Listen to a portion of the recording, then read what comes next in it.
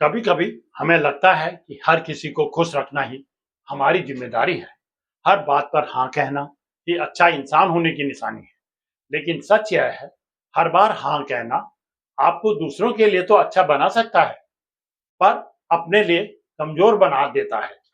जिंदगी में कुछ मौके ऐसे आते हैं जहां ना कहना ही आपका आत्मसम्मान बचाता है, जहां ना कहना आपको गलत फैसलों से दूर रखता है।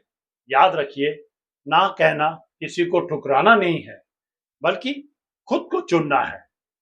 जब आप अपनी सीमाएं तय करते हैं, तभी लोग आपकी कद्र करना सीखते हैं। तो अगली बार जब दिल कहे कि ये सही नहीं है, तो हिम्मत रखिए और साफ शब्दों में कहिए ना, क्योंकि सही समय पर कहा गया एक ना आपकी पूरी जिंदगी बदल सकता है। जोशी विचार, सोच बदलिए, जीवन बदलिए।